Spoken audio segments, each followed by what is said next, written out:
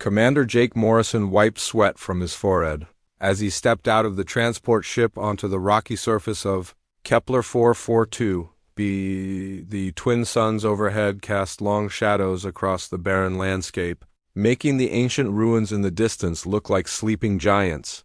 He had been leading archaeological missions for 15 years, but something about this place felt different.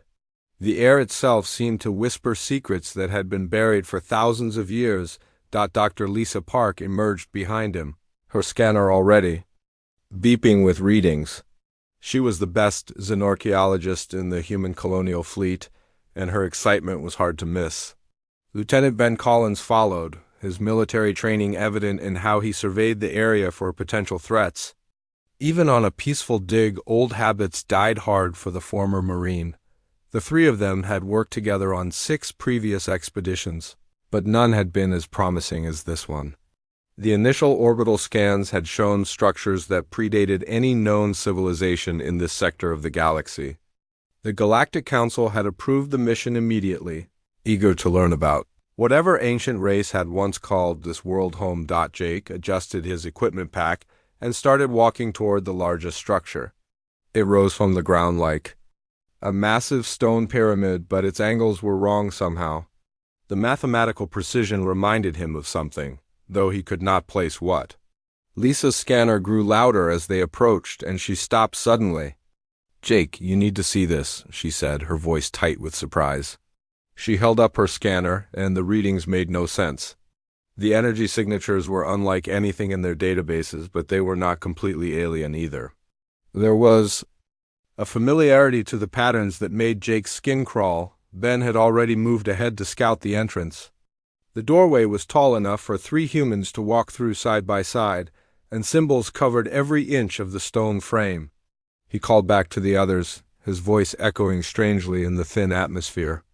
"These markings look almost familiar," Ben said as Jake and Lisa caught up. He pointed to a series of carved lines that formed intricate patterns. "I studied ancient Earth cultures in military history class, and some of these remind me of old Viking runes." Lisa ran her scanner over the symbols, and her face went pale.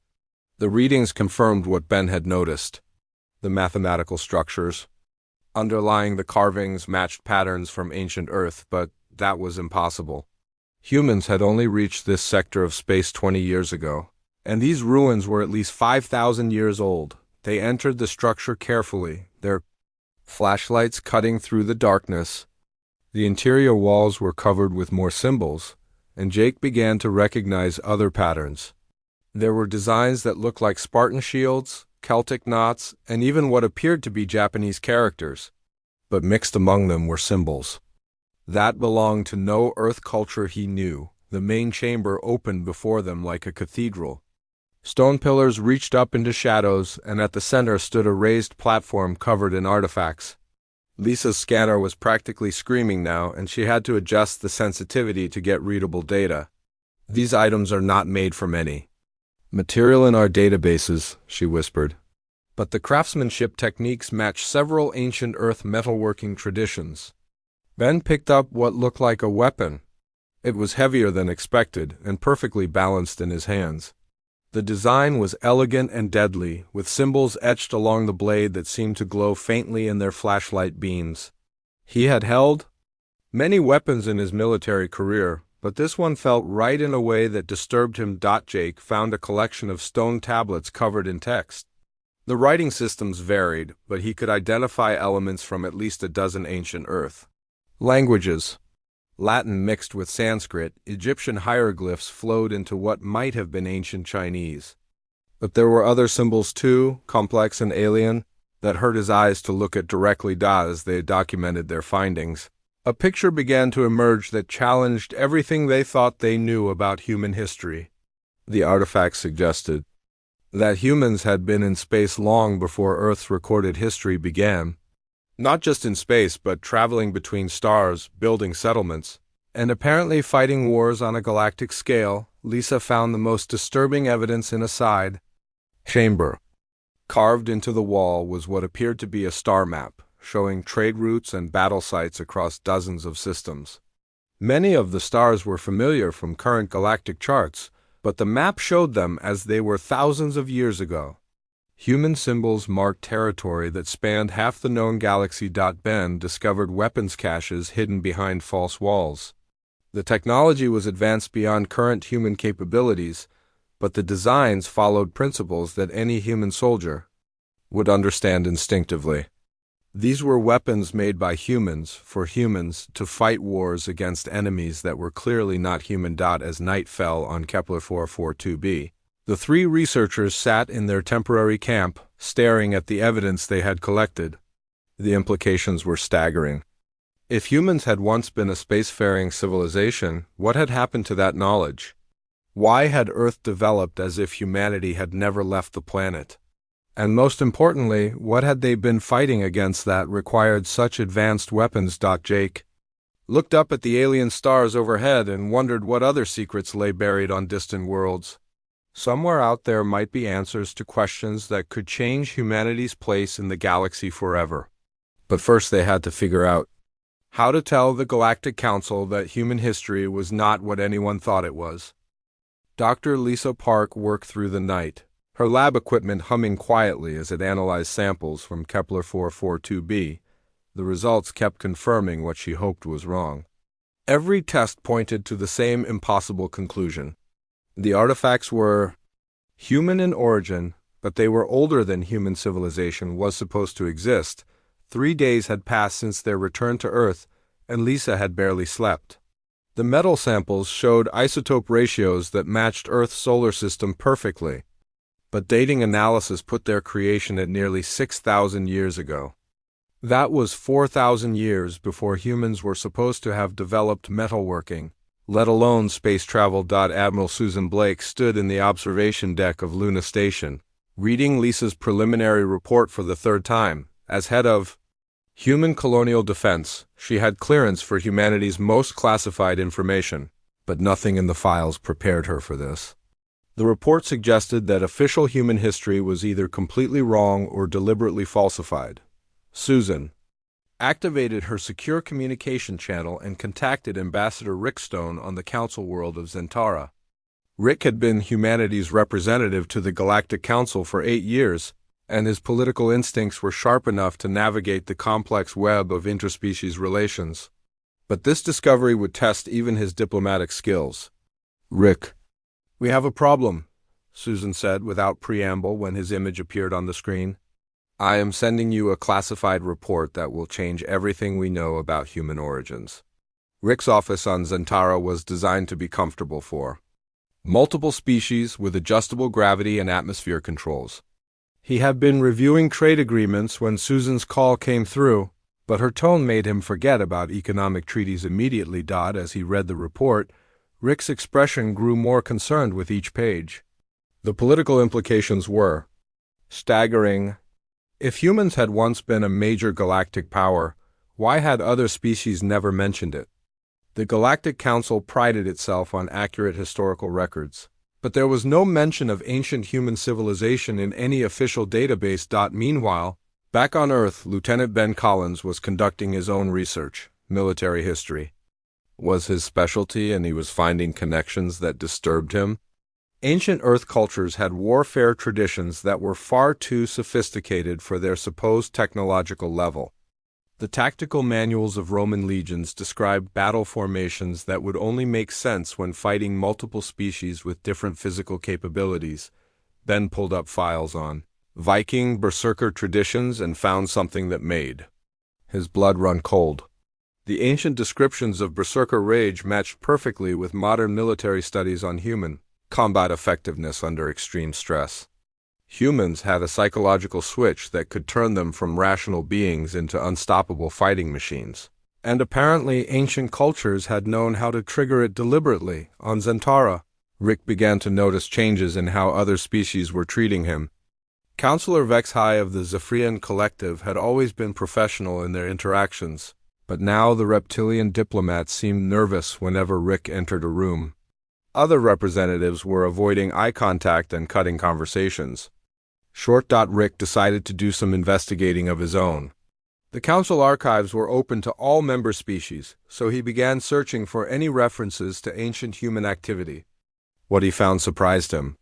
There were dozens of mentions scattered through various historical documents, but they had been classified under different categories that made them nearly impossible to find. Without knowing exactly what to look for, the Drakmari historical records mentioned void warriors who fought with tactics that defied conventional military theory.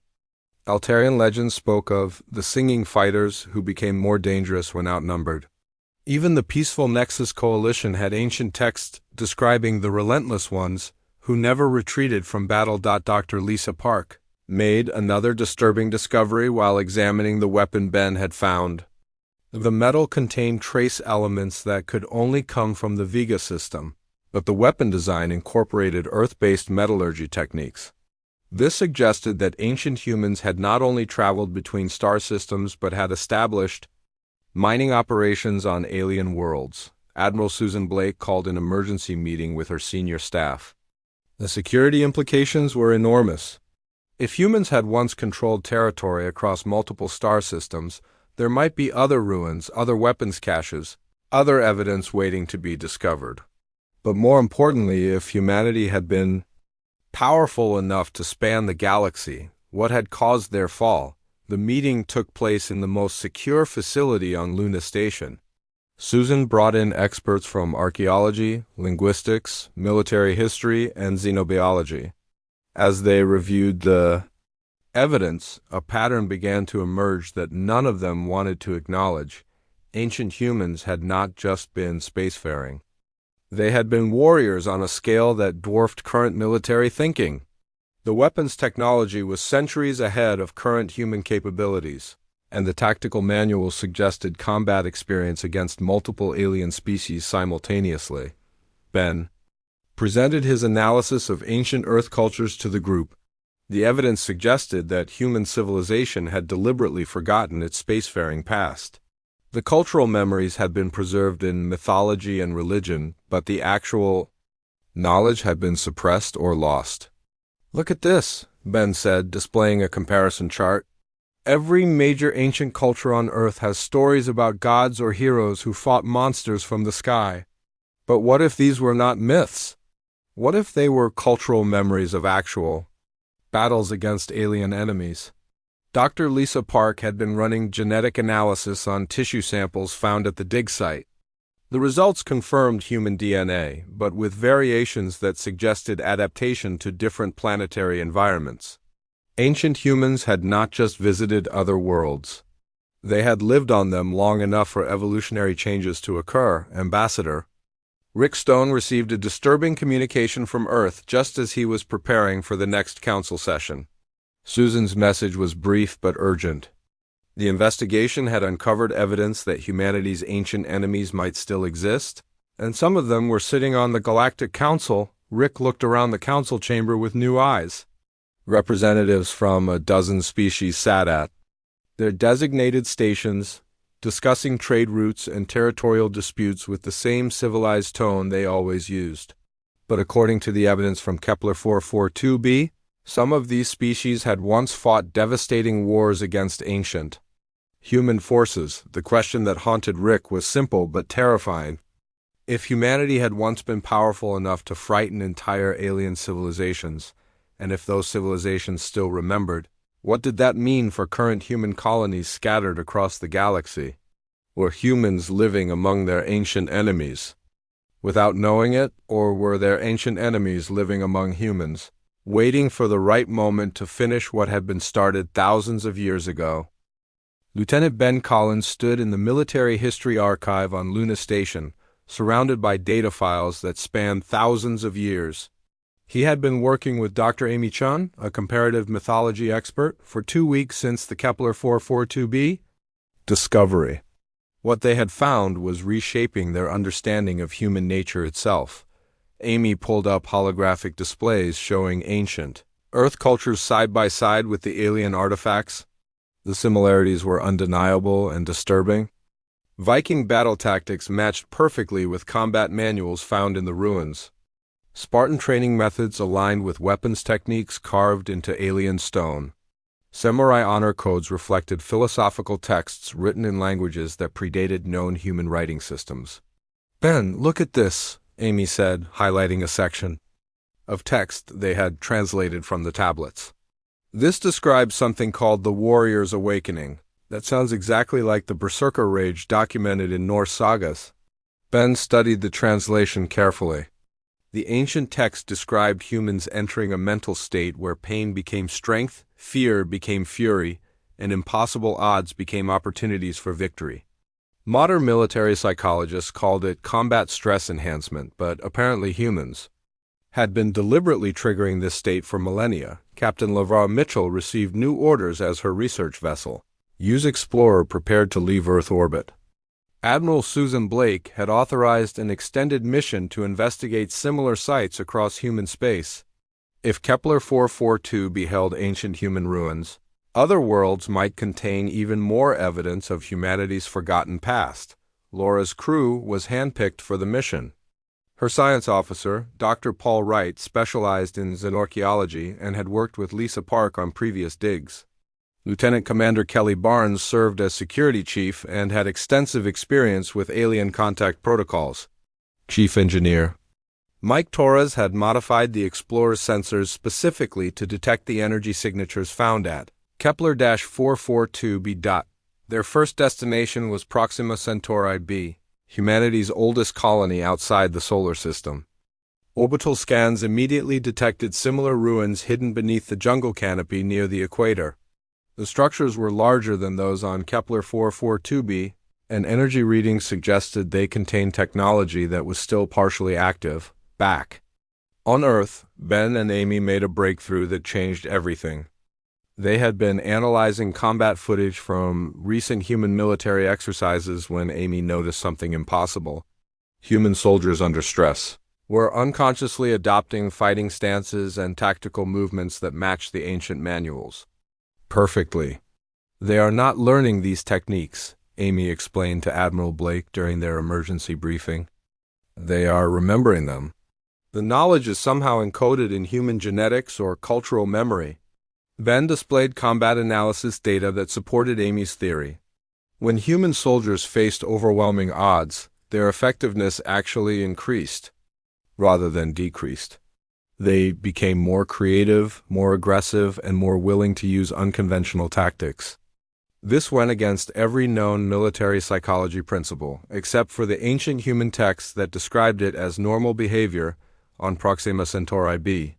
Captain LeVar Mitchell's team made discoveries that dwarfed their previous findings. The ruins contained not just weapons and tools, but complete military installations with strategic planning chambers and communication arrays. The technology was so advanced that Chief Engineer Torres could barely understand its basic principles. Dr. Paul Wright found the most disturbing evidence in what appeared to be a command center. Holographic star maps still functioned after thousands of years, showing human military positions across dozens of star systems. The scale of ancient human presence was staggering. They had not just visited alien worlds.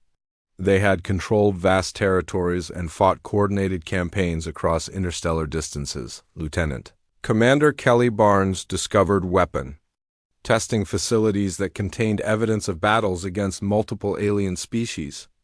Blast patterns and damage analysis suggested that ancient humans had faced enemies with technology far superior to current galactic standards, and had somehow found ways to defeat them consistently. Amy Chun made connections between the ruins and Earth's ancient cultures that painted a terrifying picture of human capability. The Celtic tradition of headhunting was not savage barbarism but a psychological warfare technique designed to demoralize alien enemies.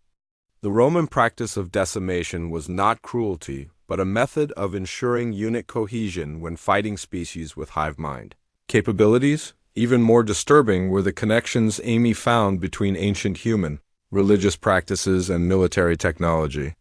The Viking practice of blood sacrifice appeared to be related to genetic enhancement techniques found in the ruins. The Aztec obsession with hearts and blood was actually a medical tradition for treating wounds inflicted by alien weapons that affected human cardiovascular systems. Ben discovered tactical manuals that describe human military doctrine in detail. Ancient humans did not fight fair battles. They specialized in asymmetric warfare, turning enemy advantages into disadvantages through creative applications of violence. They used psychological warfare, biological weapons, and environmental manipulation with a skill that suggested centuries of experience against technologically superior opponents. Captain Lavra Mitchell's team found evidence of the scope of ancient human military operations on their third planet, Volf 359c. The ruins there contained factory complexes that had mass-produced weapons and equipment for campaigns spanning multiple star systems. Production records suggested that ancient humans had maintained military forces numbering in the millions across dozens of worlds. Dr. Paul Wright analyzed communication equipment found in the factories and made a discovery that changed their understanding of human social structure. Ancient humans had operated as a unified military civilization with coordinated command structures spanning light years. They had not been individual tribes or nations, but a single species-wide military organization. The most disturbing finding came when Amy Chun analyzed the psychological profiles embedded in ancient human training manuals. The texts described humans as naturally aggressive, creative problem solvers who became more dangerous when threatened. But they also described deliberate programs to suppress these traits when warfare was not necessary. They could turn it on and off, Amy explained to the research team during their next briefing.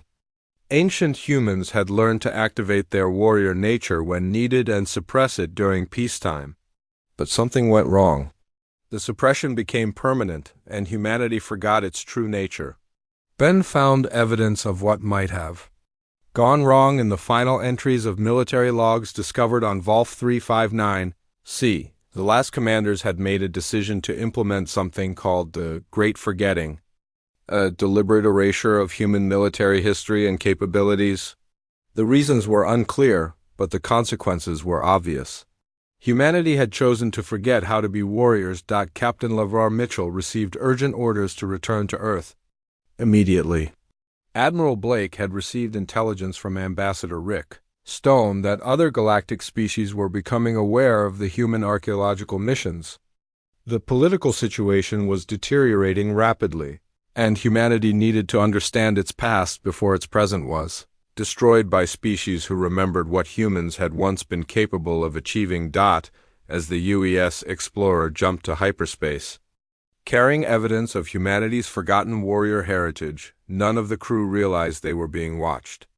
Ancient automated systems left behind by their predecessors had been monitoring human activity across the galaxy, waiting for the right moment to reveal themselves. The Great Forgetting had not been as complete as its architects had intended, and some ancient human installations were still very much alive. Counselor Vexhai paced nervously in the secure chamber beneath the Galactic Council building on Zentara. The Zephyrian representative had called an emergency meeting of the Inner Circle, a group that officially did not exist. Around the curved table sat representatives from 6 species, all bound by secrets that predated the current galactic order. "The humans are remembering," Vexhai said, his reptilian features showing more emotion than his species normally displayed. "Our monitoring systems have detected archaeological activities on 17 worlds in the past month. They are finding things that should have stayed buried." Counselor Thexara of the Drakmari hegemony leaned forward, her insectoid head tilting. "In what humans would recognize as concern." "How much do they know?" she asked in the clicking language that served as the Inner Circle's common tongue. "Enough to be dangerous," replied Senator Colvin of the Altarian Confederacy. His species looked almost human, which had always made him uncomfortable around actual humans. "Our intelligence sources report they have found weapons, star maps, and tactical manuals. It is only a matter of time before they piece together the full truth." Agent Kate Thompson sat in her cramped office in the Human Intelligence Division on Zentara, unaware that her every move was being monitored by alien surveillance systems. She had been tracking unusual communication patterns between council representatives for the past week, and what she had discovered made no sense according to official galactic politics. Kate specialized in signals intelligence and had noticed encrypted transmissions using protocols that did not appear in any known diplomatic database. The communications were brief but frequent, and they always spiked whenever human archaeological discoveries made the news. Someone was very interested in human activities, and they were working hard to keep their interest secret. Back in the inner circle chamber, Counselor Mordick of the Nexus Coalition activated a holographic display showing human space. Red markers indicated known archaeological sites, while yellow markers showed suspected locations based on ancient records. The pattern was unmistakable. Humans were systematically investigating their own forgotten history. The Kepler site was just the beginning, Mordick said in his species' harmonic language. Our archives indicate there are at least 47 major human installations scattered across this sector alone. If they find even half of them, they will know what they once were. Vexhai accessed a restricted file that made the other representatives uncomfortable. It contained excerpts from the Zephyrian Book of Fears, ancient texts that described humanity's military capabilities in terrifying detail. The humans had not just been warriors. They had been something beyond conventional understanding of warfare. My ancestors called them the eternal war singers, Vexhai said, his voice dropping to a whisper. They fought not just with weapons, but with madness itself. They turned their own pain into strength, their losses into fury. They were creatures that became more dangerous the closer they came to defeat. Commander Jake Morrison stood in Admiral Blake's office on Luna Station, briefing her on the latest discoveries from Captain Mitchell's expedition. The evidence was overwhelming. Humanity had once controlled territory spanning dozens of star systems, fought coordinated wars against multiple alien species, and possessed technology that made current human achievements look primitive. The most disturbing part, Jake explained, is how they fought. Every tactical manual we have found describes warfare techniques that violate basic military theory. They specialized in turning disadvantages into advantages, using enemy strengths against them, and fighting harder when they should have been retreating. Admiral Blake studied the reports with growing concern. As a military leader, she understood the implications better than most.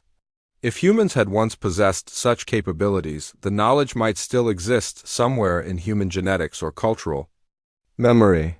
But more importantly, if other species remembered fighting against such opponents, they would view current humanity as a potential threat regardless of actual human intentions. On the Drakmari homeworld, ancient archives were opened for the first time in centuries. The insectoid species maintained perfect historical records, and their files on humanity painted a picture that explained their current fear.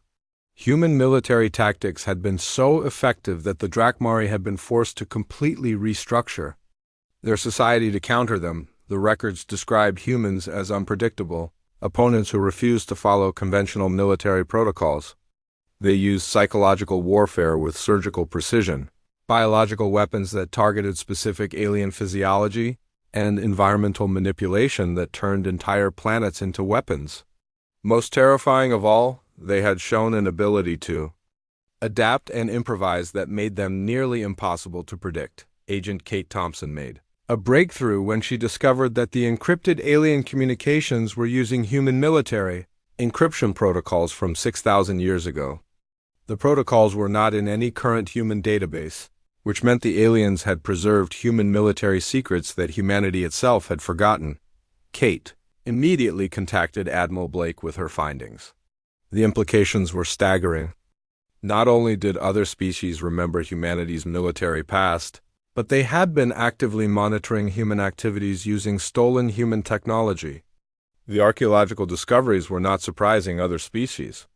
They were confirming their worst fears. In the inner circle chamber, Counselor Thexara presented military analysis that had been conducted in secret for decades. The Drakmari had been studying human psychology and military performance since first contact, and their conclusions were terrifying. Modern humans showed all the same psychological markers that had made ancient humans so effective in combat. They have not changed, Thexara reported. The capacity is still there, dormant but intact. Human soldiers under stress display the same tactical creativity, the same refusal to accept defeat, the same ability to function effectively while wounded or outnumbered. They have simply forgotten how to use these traits systematically. Captain Lavra Mitchell's team made their most significant discovery on Tau Ceti E, where they found a fully intact human battleship buried under centuries of sediment. Chief Engineer Torres managed to activate partial power systems, and what they found inside changed everything they thought they knew about human technology. The ship's design incorporated principles that current human engineers considered impossible. Weapon systems that could reconfigure themselves based on enemy responses, armor that became stronger when damaged, and life support systems that enhanced human physical capabilities during combat. This was not just advanced technology. It was technology specifically designed to amplify human military advantages. Dr. Paul Wright discovered the ship's historical records, which contained the most complete account of ancient human warfare they had yet found. The records describe a conflict known as the Silence War, fought against a coalition of alien species who had attempted to contain human expansion through coordinated military action. The human response had been so devastating that it had changed the political structure of the galaxy permanently. Entire alien civilizations had been forced to relocate to escape human retribution. Others had undergone massive social changes to avoid behaviors that humans found threatening. The galactic order that existed today had been shaped by alien fear of human capabilities. Lieutenant Ben Collins analyzed the ship's tactical databases and found evidence of human military doctrine that explained why other species found them so terrifying. Ancient humans had not fought to win territory or resources. They had fought to eliminate threats completely. When faced with enemies who could not be negotiated with, humans had developed strategies that ensured those enemies would never be threats again. The final piece of the puzzle came when Dr. Amy Chun analyzed cultural programming found in the ship's educational systems. Ancient humans had deliberately trained their children to suppress warrior instincts during peacetime, but the training included activation protocols that could be triggered during emergencies. The entire species had been raised as dormant weapons, ready to activate when threatened. Admiral Blake received an urgent communication from Ambassador Rickstone on Zentara. His intelligence sources had discovered that the Galactic Council was preparing to take action against humanity based on fears about archaeological discoveries. Other species were convinced that humans were deliberately reactivating their ancient military capabilities with the goal of resuming galactic conquest. "Susan, we have a problem," Rick said during their encrypted conversation. "They are not afraid of what we might become. They are afraid of what we have always been. And they are planning to do something about it before we remember how dangerous we really are." As Admiral Blake ended the communication, she realized that humanity faced a crisis that could not be solved through diplomacy or military force. Other species would never feel safe as long as humans existed, because they knew what humans were capable of achieving when pushed to their limits. The question was not whether humanity would remember its warrior nature, but whether it would survive long enough for that memory to matter. Ambassador Rick Stone walked into the Galactic Council chamber knowing that everything had changed.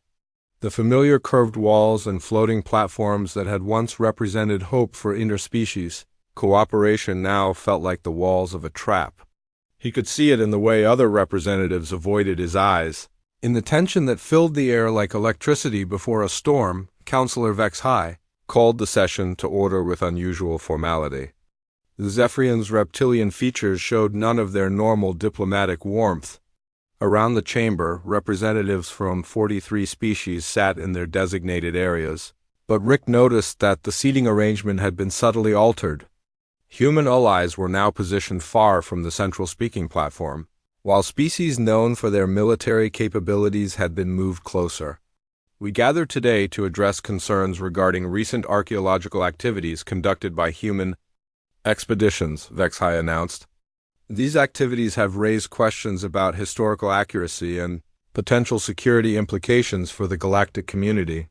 Rick had prepared for this moment, but the formal language told him that diplomatic solutions might already be impossible. When government officials started using phrases like security implications, they had usually already decided what actions to take. Senator Colvin of the Altarian Confederacy stood to address the assembly. His species looked enough like humans to make their hostility particularly unsettling. The Confederacy moves for immediate implementation of Protocol 7 regarding potentially destabilizing historical discoveries. We believe that unrestricted human archaeological activities pose a clear and present danger to galactic stability. Protocol 7 was diplomatic language for military intervention disguised as protective custody. Rick felt his heart rate increase as he realized the Council was not here to discuss the discoveries. They were here to authorize action against humanity based on fear of what those discoveries might mean. Dr. Lisa Park worked frantically in her laboratory on Luna Station, knowing that her analysis might be humanity's only hope for avoiding catastrophe. She had been studying the most recent findings from Captain Mitchell's expedition, and what she had discovered was both terrifying and hopeful in equal measure. The ancient human battleship contained complete records of the event that had ended humanity's galactic empire. It was not defeat in battle or technological failure that had caused the Great Forgetting. It was a deliberate choice made by human leaders who had recognized that their species' military capabilities were too dangerous for galactic peace. Admiral Blake, you need to see this immediately, Lisa said over the secure communication link. The ancient humans did not lose a war.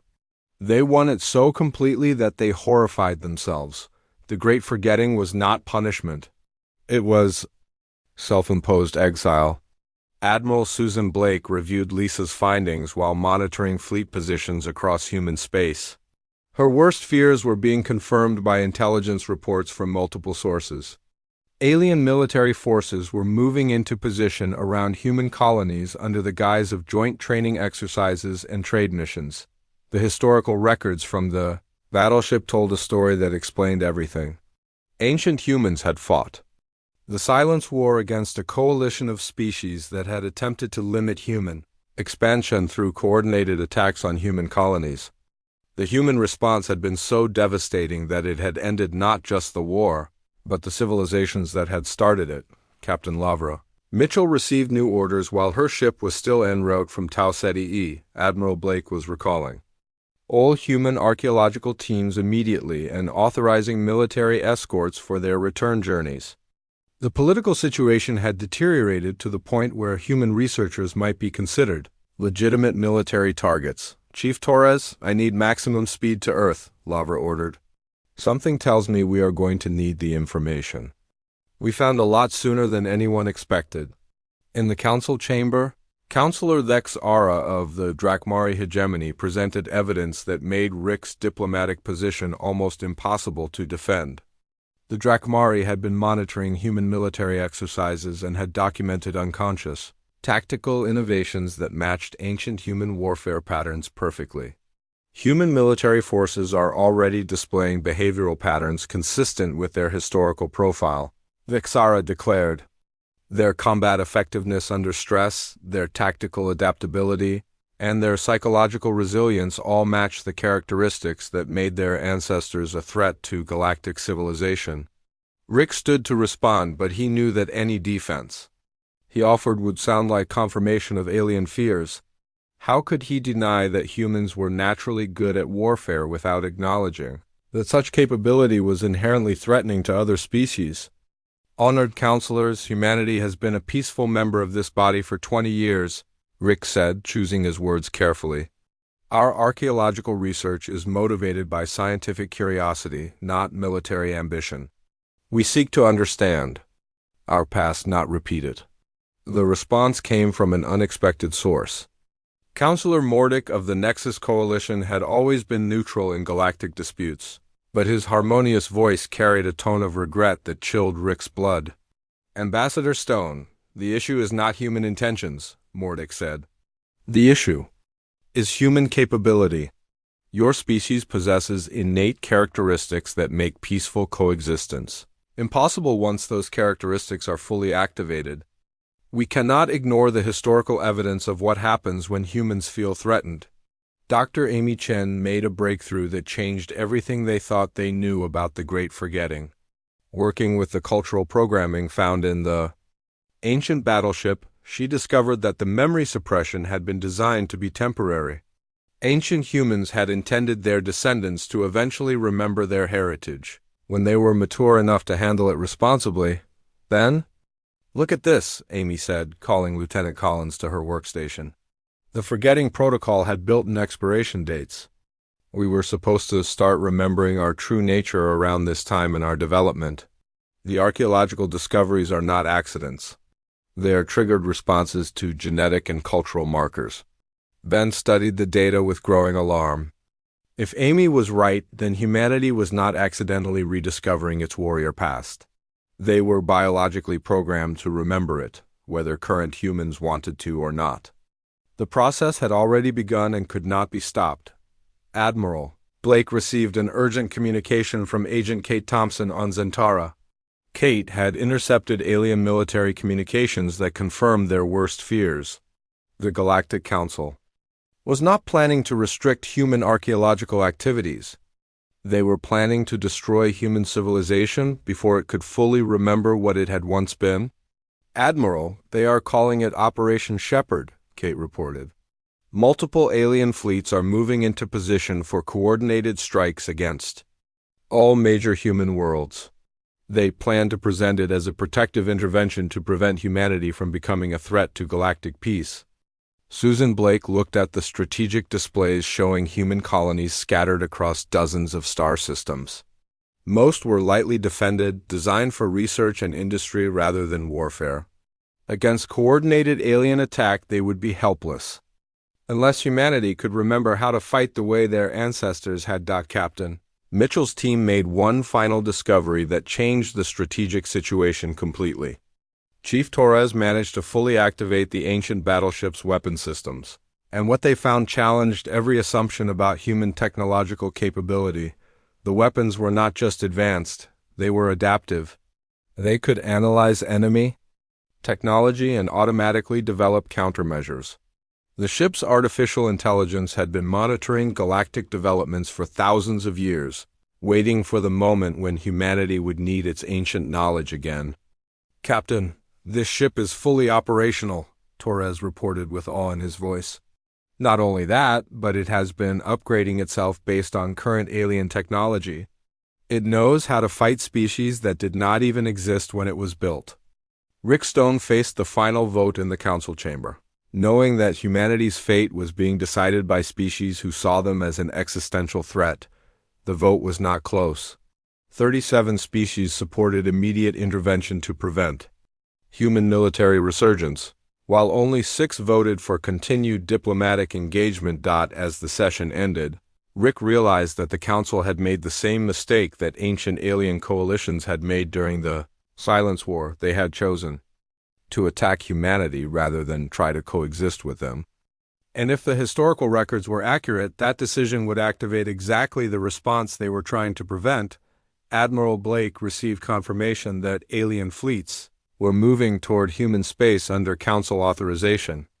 She had perhaps 72 hours before the first attacks began, but she also had something the aliens did not expect: advance warning and access to ancient human military technology that had been designed specifically to fight multiple alien species simultaneously. "All human fleets are to assume combat readiness immediately," Susan ordered, "and get me a direct line to Captain Mitchell. We are going to need that battleship operational as soon as possible." The first alien ships dropped out of hyperspace near Proxima Centauri exactly 71 hours after the council vote. Admiral Susan Blake watched the tactical displays from her command center on Luna Station, knowing that humanity's survival depended on how quickly they could remember what they had once been. Captain Lavra Mitchell stood on the bridge of the ancient battleship they had discovered, now designated UES Ancestor. Chief Torres had managed to bring all systems online, and the ship's artificial intelligence was interfacing directly with human neural patterns in ways that modern science could not explain. The technology was not just advanced, It was designed to amplify human cognitive and physical capabilities. Admiral Blake, this is Mitchell reporting, Lavara said over the communication link. The Ancestor is fully operational and her AI has been briefing me on tactical options. I need to warn you, the systems are designed to enhance human combat effectiveness in ways that might be irreversible. Susan understood the implication. The ancient humans had built technology that could activate the dormant warrior nature that modern humans had suppressed. Using it would mean accepting transformation into something that current humanity might not recognize as entirely human. Lieutenant Ben Collins stood in the tactical center, analyzing incoming intelligence about alien fleet movements. What he saw confirmed everything they had learned about ancient human warfare. The aliens were using conventional military tactics that assumed their opponents would follow established galactic protocols for interstellar conflict. They are making the same mistakes their ancestors made, Ben reported to Admiral Blake. They are treating us like a conventional military threat instead of understanding what human warfare actually looks like. Dr. Amy Chun had been working with the cultural programming systems from the Ancestor, and what she had discovered terrified and amazed her in equal measure. The ancient humans had not just been warriors. They had been strategic thinkers who understood warfare on a level that transcended individual battles or campaigns. Admiral, the ancient protocols are not just military tactics, Amy explained. They are comprehensive survival strategies designed to ensure human continuation regardless of the odds. The aliens are not just facing human military forces. They are facing an entire species that has been unconsciously preparing for this moment for thousands of years. The first battle began when Drakmari forces attempted to establish orbital control over Proxima Centauri. They expected to face standard human defensive positions and were instead confronted with tactics that had no precedent in their military databases. Human defenders used the planet's environment as a weapon, triggered atmospheric disturbances that disrupted alien sensors, and coordinated ground-based attacks with orbital movements and patterns that seemed to defy physics. But most disturbing was their psychological response to combat. The more desperate their situation became, the more creative and aggressive their tactics grew. Commander Jake Morrison led the ground defense of the archaeological site where humanity's rediscovery had begun. His forces were outnumbered 50-1, but they fought with a ferocity that shocked their alien opponents. Human soldiers used damaged equipment to create improvised weapons, turned alien technological advantages against them, and continued fighting effectively even while wounded. They are not retreating, reported the Drakmari ground commander to his fleet. Human forces are sustaining casualties that should force withdrawal, but they are becoming more aggressive instead of less. This does not match any known military psychology profiles. Captain Mitchell brought the Ancestor into the battle, and the ancient battleship demonstrated capabilities that changed the strategic situation entirely. The ship's weapons adapted to alien defensive systems faster than those systems could compensate. Its armor became stronger under fire rather than weaker. Most importantly, its presence seemed to trigger responses in human crews that enhanced their own effectiveness dramatically. Agent Kate Thompson had remained on Zantara to monitor alien communications, and what she was hearing confirmed humanity's worst fears and greatest hopes simultaneously. The alien fleets were reporting battlefield effectiveness that matched historical records of ancient human warfare, but they were also expressing confusion about human tactical choices. They are not fighting to win territory, Kate reported to Admiral Blake. Human forces are fighting to eliminate threats permanently. Alien commanders are reporting that humans are targeting their infrastructure, their supply lines, and their ability to continue warfare rather than just winning individual battles. Admiral Blake realized that human military doctrine was reverting to ancient patterns without conscious control. Modern human officers were making tactical decisions that they could not explain, but that perfectly matched the warfare techniques found in ancient ruins. The genetic and cultural memory was asserting itself under combat stress. Dr. Lisa Park made a discovery that explained why human Military effectiveness was increasing so rapidly. The ancient technology was not just enhancing human capabilities. It was networking human minds in subtle ways that allowed for unprecedented coordination. Individual human units were operating as parts of a larger consciousness while maintaining their individual personalities and decision-making abilities. "Admiral, we need to understand what we are becoming," Lisa warned during an emergency briefing. "The ancient protocols are changing us in ways that might be permanent. We are fighting more effectively than any human force in recorded history, but we are also becoming something that current humanity might not recognize."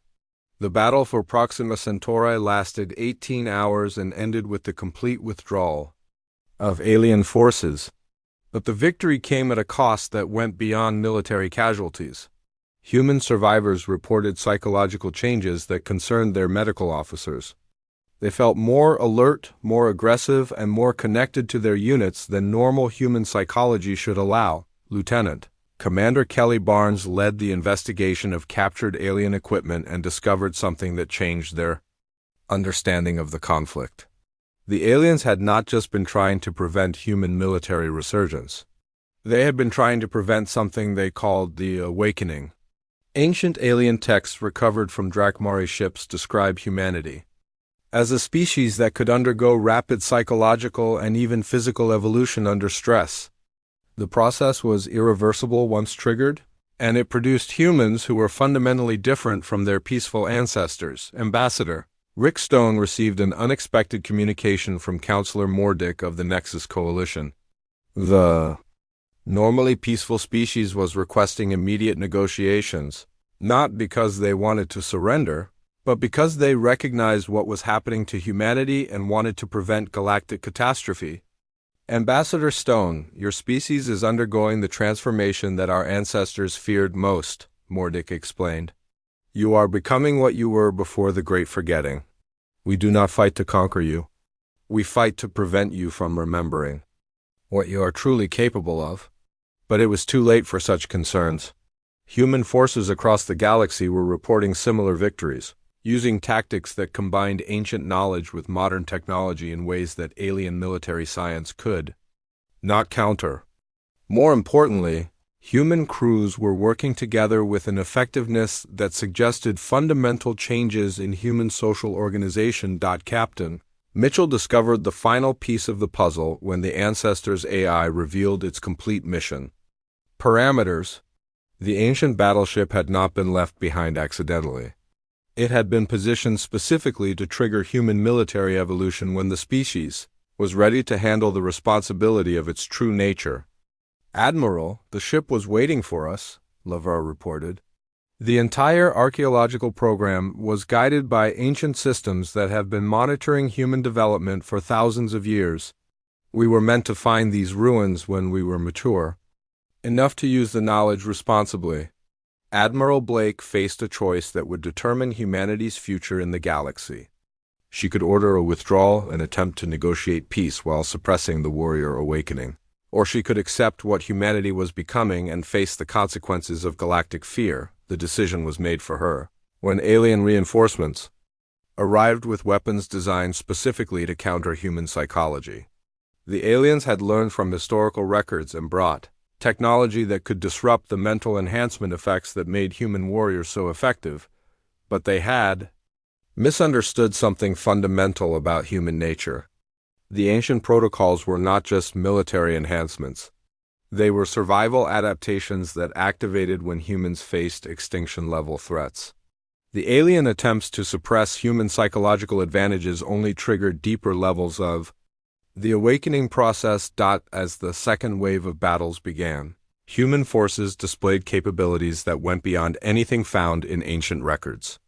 They were not just remembering their warrior heritage. They were evolving it.